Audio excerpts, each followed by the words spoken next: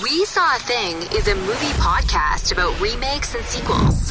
We saw a thing and talked about it. This week, the guys are talking about Psycho. The following conversation has been edited for brevity. I thought you were recording. Every time I call you, you're already recording. So, I just assumed. All right, well, I'm walking into my booth. All right, Jay. Chris, this is obviously a disgusting movie, yes? Just disgusting.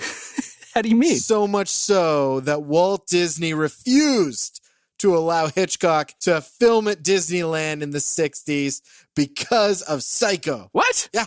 Walt Disney said that this movie was disgusting. I'm very confused. Yeah, man. Walt Disney's a fool because the original Psycho from 1960 is amazing. Oh, it's so good.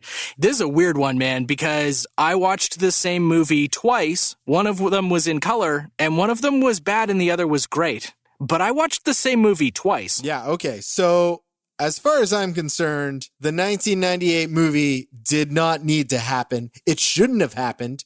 It was lame, and it all comes down to me to bad casting of Norman Bates. That's some weird casting. I don't know why you put Vince Vaughn in that role. That's a bizarre choice to me. The reason Anthony Perkins works so well is that he's so likable. Yes. You want to be on his side. But with Vince Vaughn, the entire time you feel like there is something wrong with him. It's not just that Norman Bates is more likable in the original. It's also that the thing that made him likable also made him creepy. Because Vince Vaughn didn't pull that off, they had to rely on different things. Like the sequence when he pulls that painting off the wall and then Vince Vaughn unzips his pants and masturbates watching her, which is not a thing that happens in the original. You do not need those extra sound effects. No. When you get that explained at the very end of the film when the psychiatrist is like, well, here's what happened to him and here's why he is the way he is. I don't know about you, but I kind of felt bad for him. Like, this is a person who's had a really rough life and has invented a way to deal with that has made sure that he ruins his life and everyone else's life around him. And that makes him a weirdly sympathetic character, which is something that I just didn't like Vince Vaughn's version of Norman Bates at all. I'm totally with you. In fact, when I end watching Psycho, I almost feel like, did he just pull a fast one on everybody? Like, there's different interpretations of that ending. There's what you said where he's incredibly sympathetic. But then there's also, while it's going on in his head and he makes that smile, it's like, oh, did he just pull a fast one as if like he had a mental break? But he didn't have a mental break. It's so good. Yeah, I didn't get that he was pulling a fast one because I really believed that the mother had taken over at that point. Which is also totally fine. This movie works on all cylinders. It is still scary to me. The scene where the detective is on the stairs and you watch from up above as the mother swoops in freaked me out. That was so good. It was so effective. God, dude, like, it's very rare that I look at a movie that's old enough to be in black and white and think the black and white aspect of this movie improved it, but it did in this case. The shadows were super stark. It put everything into like this weird contrast and it made everything just a little bit more eerie. And it added to the tension of the movie, just like the music did in the original. It's so strange that they basically remade the movie shot for shot. Shot for shot. It totally misses in the new version, and it's so effective and moody in the original, and I think a lot of that has to do with color versus black and white. And the music. And the casting. Yes. Because I also don't give a shit about Anne Hesh. No. But I kind of care about Janet Leigh as the original Marion. Now, don't you think this would have been a really weird thing to do as an Anne Heche or a Julianne Moore or a Viggo Mortensen? Because it's such a shot-for-shot remake, I feel like that really would take their ability to interpret this character and take it in a new direction right off the table. Like, they're basically just doing impressions. Because that's what they're trying to accomplish, it seems, with this movie, is just completely remake it using the same script and the same beats and the same music and the same camera angles. They didn't change really a ton except for those few moments with Vince Vaughn's Norman Bates that didn't need to be there. And they wanted to make it more modern, so there's a Walkman in it at a point. Sure. And she has to run back for her Walkman. And I'm like, that was weird. Like a terrible line anyways to have in this movie. One of the things here, I'm going to say something effective about the 1998 version. Both of the endings are very chilling when you get down to the skeleton room. Yes. And she flips the mother and the mother is dead. They're both very effective, I think, because it's a shot for shot. But the thing I found really interesting in the Psycho 1998 version was all the birds in that room. Yeah, that did add some creep factor. That was creepy to me. There was some stuff that happened in the house that I found less effective in the new version versus the old. Because in the old version, they made it very, very clear that the mother's room was very lavish. It had a lot of things. It had a lot of very expensive looking knickknacks and wardrobes and, shelving and stuff around. And then when you walked into Norman Bates' room, it was just this cot kind of shoved to the side and it was kind of dirty and small. It really, really reinforced the fact that Norman Bates' mother really was a selfish woman who only cared about herself, and her son was just kind of this afterthought that was meant to be put in a corner. And it made him more sympathetic. But to have Vince Vaughn's Norman Bates have a room with toys and music, they were trying to reinforce that he never really grew up and he was just this kid that had stagnant mental growth, and it wasn't as effective. Yeah, I agree. I mean, it felt like, oh, okay, so this is a guy who never grew up, but he is. He did grow up. He made choices. I mean, the original Psycho is just so superior in every way. The only thing really that's different is the time that it happens, which is a big deal because the 1998 version at the very beginning feels like it wants to be in the 50s, and it doesn't work because it's so clearly 1995 or this movie came out in 98. I don't know if it was in fact 98 in the timeline, but the way they did business, the cars they were driving, everything still felt like it could have been from back in the day. And that didn't jive for me. And I was also thinking how much weirder it would have been if they had remade it in the early 2000s instead of the late 90s. Because a lot of the things that keep the story tense are that people can't contact each other right away or have to wait. And there's a lot of waiting for things and people not being available. But can you imagine in the early 2000s, even just the addition of cell phones to this movie would change the story in such a fundamental way. And so as I was watching it, I was like, God, they're really lucky that they decided to do this at the time period they did, because technology wasn't still quite in a place where the communication would be as ubiquitous and as easy, and the story hinges on a lot of those kinds of beats. I mean, the beats, that's a good way to say, because where the first one does hit all the right beats, I feel like they're going after the same beats, but they miss. Yes. In the 98 version. So much so that Gus Van Sant brought along a DVD player to play the original, and when he watched a mistake, this is how far he wanted shot for shot, which to me makes Gus Van Sant kind of a lazy director. He did this after Good Will Hunting. Okay. I don't understand why, because he had critical praise for Good Will Hunting. You would think, oh, I'm going to do something great. But no, he just goes and does this. If he spotted a mistake, like a door opening without the key in the 1960s version, he would make that same mistake and put it in his film. Interesting. He was that obsessed with making a shot-for-shot remake. And I think what we know now from at least doing 3 of these is it doesn't work. I think that insight is really interesting to the performances as well, because the performances felt like mimicry. This just felt like a really bad cover song. To me, the pacing of this movie was really weird. So it's so interesting to hear that he would be looking to mimic those same kinds of mistakes as well. Like, oh, he didn't have a key in his hand, or this didn't happen, or that was a weird mistake, so let's do that again. But then everything felt slightly too fast. And so there was never enough tension. There was never enough time to build that tension. Things were just happening, and it was like everyone was just going through the motions of making the thing they're supposed to make happen.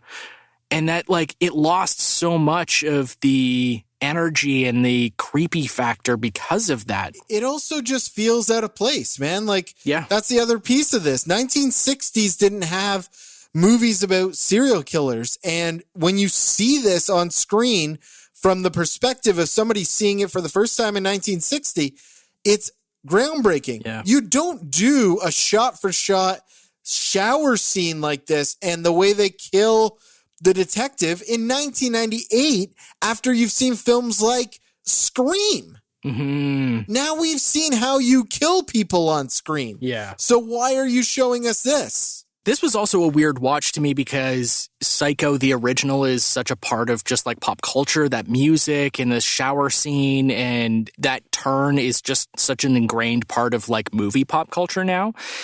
And I'd never seen it before watching for the podcast, and I was really disappointed that I knew what all the turns were going to be along the way before seeing the movie.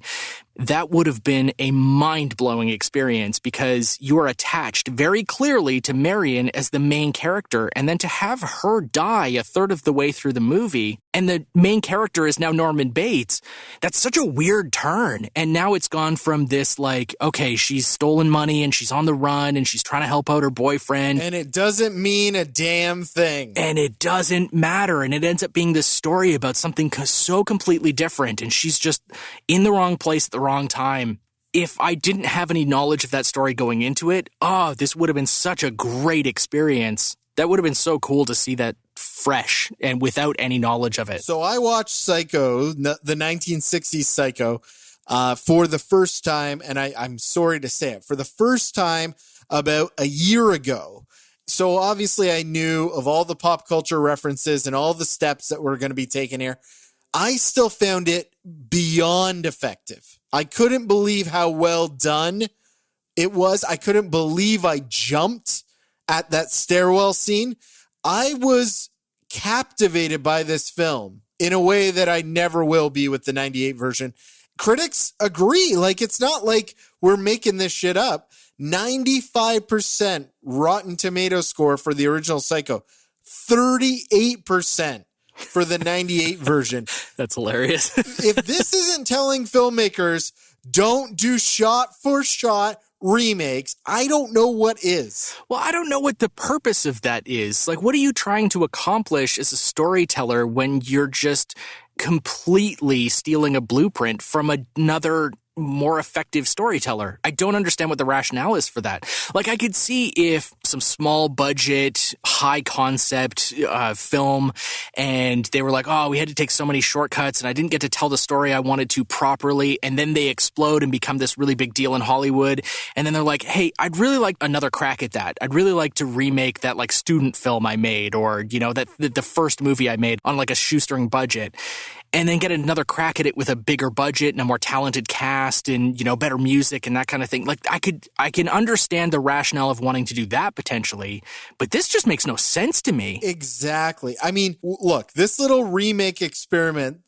called our podcast, really, when you go back and you look at what has worked, for us, it has been Jumanji, the original, and then Jumanji Welcome to the Jungle, which is basically a brand new thing. Yeah, take the concept and just do something different. And then we had things like Fright Night, which the original is very campy and silly. The remake is done modern day, different styles, different atmosphere, different cities. Like, there's enough difference in them to be their own separate things. And it's also the thing that allows you to look at two pieces of cinema with different lenses, right?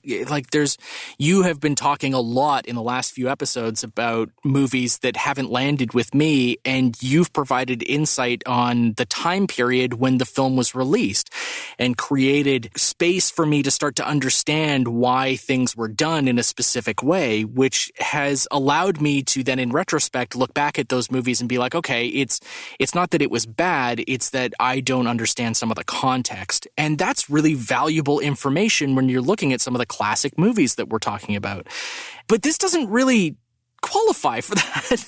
No, not at all. Because the remake is trying to do the same thing. Yeah. But it's a different time. It's a different audience. We've seen Psycho at this point. But I have a question about that, because if he's so hell-bent on making sure that things are as same as possible, then why have Vince Vaughn masturbating through the peephole? Why have William H. Macy see a naked woman with a mask and then a cow on a road while he's being stabbed and falling down that stairwell? What was that? Why is Marion seeing rolling clouds in the sky when she's getting stabbed in the shower? Like, what's that about? Why do that? You're making changes that they're not additive. They don't make any sense. And when you've set out to just do a shot-for-shot remake, why are you adding things like that? I don't know.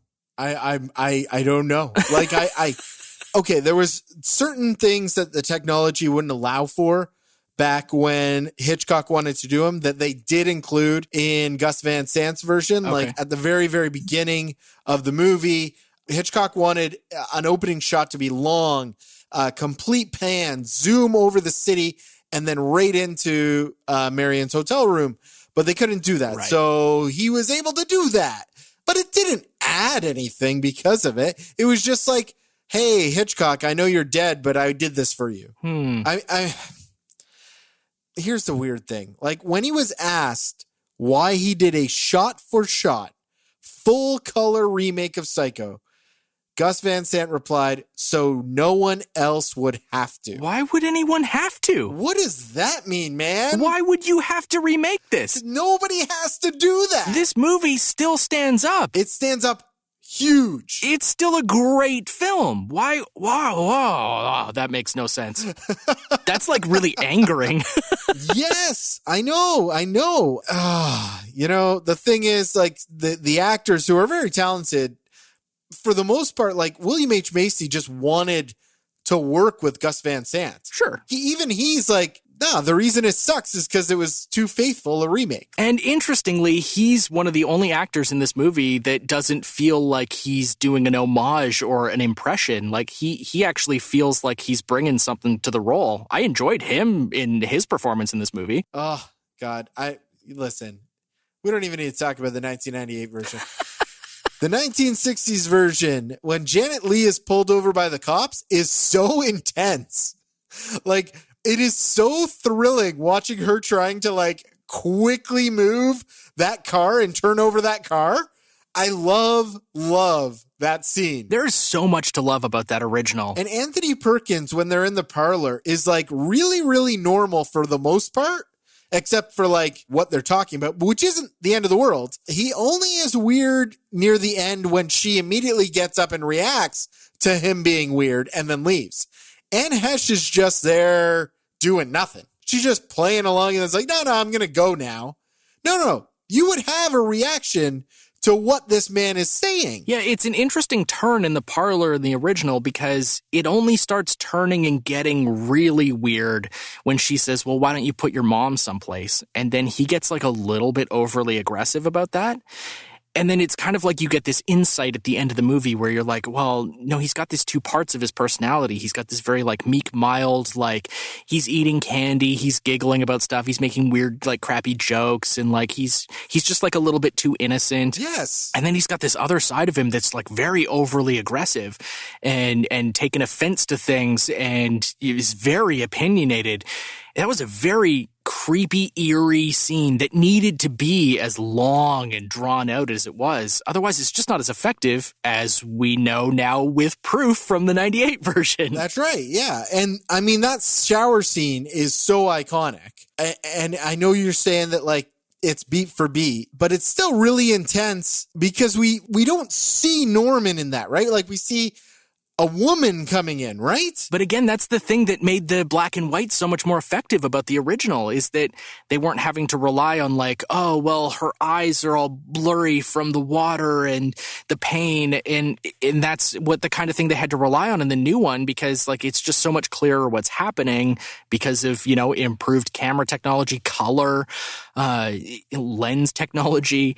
But in the original, like, everything was so shrouded in shadow and so contrasty that it was so much easier to get away with that kind of thing and make it believable. And that's why at the end, when Anthony Perkins reveals he's Norman Bates is the killer, and he's got this like gleeful look on his face. Yeah. It's chilling. Yeah. Again, Vince Vaughn does not do the casting justice. No. It's dull. He's just a weird choice for that role. I don't know, man. Of all the movies we've done so far for this series of like remakes that we're doing week to week, this original Psycho is definitely the strongest movie I think we've watched. Part of that is Hitchcock. Like, I would love to watch more Hitchcock on this podcast just because he is the master of suspense. So many of his movies are just fantastic. He is kind of an ass, like, but he's a great fun ass. Like, he didn't want people walking in to the theater halfway through the beginning. They paid theaters to play a record that would say 10 minutes to Psycho time, 5 minutes to Psycho time. Interesting. And he was like, I need them to be in there through the whole thing. You can't walk in halfway. Yeah. And then after it blew up and became huge, showers were never the same. And he like didn't care that so many, like Janet Leigh, after seeing the film was like, nah, I'm taking baths from now on. And the rest of her life took baths because of her filming in Psycho. Hitchcock receives an angry letter from a father who refused to have a bath after seeing Les Diaboliques in 1955. And then now, after seeing Hitchcock's Psycho, won't take a shower. And Hitchcock wrote it back and said, well, send her to the dry cleaners. He just did not give a shit that he was traumatizing the world and was like, I don't care. That is outstanding. Like, why are you bothering me? Next time on We Saw a Thing. Switching gears next week, Jay and I will be watching The Shop Around the Corner. And its remake, You've Got Mail. It's our first romantic comedy pairing. Give them a watch and join us next Thursday. We Saw a Thing is hosted by Jay Kennedy and Chris Shapcott. Produced by Shapcuts Media. Subscribe wherever you get your podcasts. And check our show notes for links to our social media and credits. And leave a review on Apple Podcasts.